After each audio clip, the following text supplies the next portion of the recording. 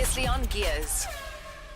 Turn our attention to the world of Formula One, brought to us compliments of Pirelli and Tiger Wheel and Tyre.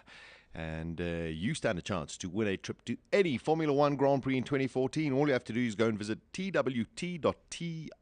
So, guys, if I had to throw the question to you, who's better, Fernando Alonso or Michael Schumacher? What would you say? Michael Schumacher. Not according to Felipe Massa, who's been a teammate to both. Felipe Massa has come out and said, he was asked which of the teammates he felt was the strongest. He said Fernando.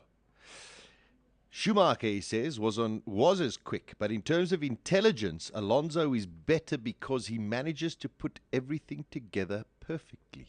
How's that? Massa was asked about his best moment with the Scuderia. The 32-year-old said, well, his 2008 campaign ranked up there, winning the 2006 Brazilian Grand Prix had definitely been the highlight of his career. So, that's quite an interesting take there from Felipe Massa. Here is something a little bit peculiar that's going on. There was a racing driver many, many years ago, Daisy, who does some television stuff for German TV. His name is Christian Danner.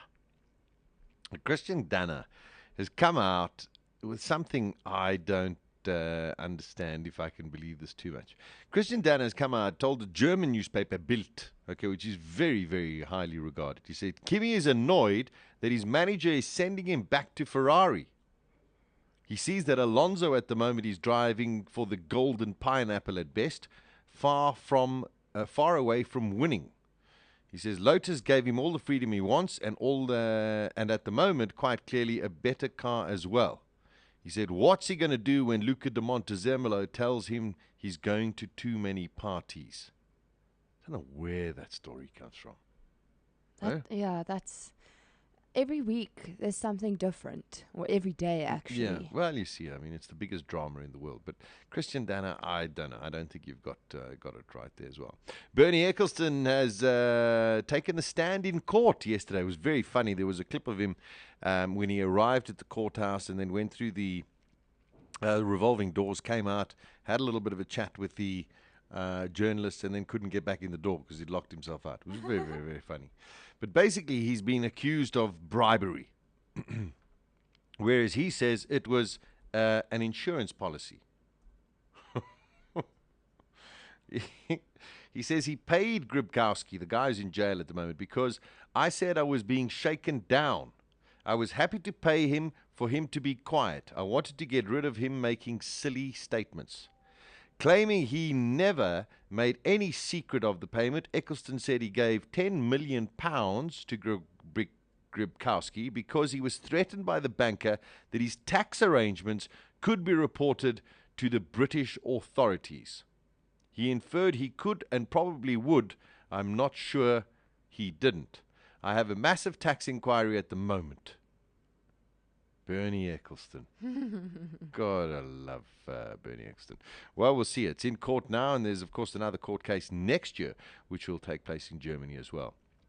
There is more and more hot rumor about Kevin Magnussen, that he could well be replacing Sergio Perez at McLaren. Now, Kevin Magnussen won the Formula 3.5 Renault Championship, then was meant to test the GP2 car over the last 2 days in Abu Dhabi and mysteriously pulled out of it. Some people say he could well be joining McLaren to replace Sergio Perez. I'm not too sure. McLaren don't usually work this way. They try and find consistency. I would be very surprised if they do make that decision. And, of course, looking forward to the 2014 season, Red Bull's Chief Technical Officer Adrian Newey has said that the engine-dominated changes that will be implemented next season would result in the success becoming dependent on Renault's ability to produce the goods. I think we all are in that same boat. We've mentioned it at length during the course of this year. Renault, Mercedes, and Ferrari all developing the 1.6-litre turbocharged V6 engines for next year. Maybe one of them gets it right, And, we could see a different kind of domination. But you never know. It may fall into the hands of the Renault drivers, or it could be in the hands of the Ferrari drivers, or it could be in the hands of the Mercedes drivers. None of us will know. So that's why we eagerly await testing that'll happen in January. There's a look at our Formula One news for this afternoon. Tomorrow, of course, more Formula One news. And also, we will focus on MotoGP because it is the final race of the season. Can Marc Marquez become the first rookie to win the MotoGP title, or will he be stymied by Jorge Lorenzo? We'll discuss that tomorrow afternoon.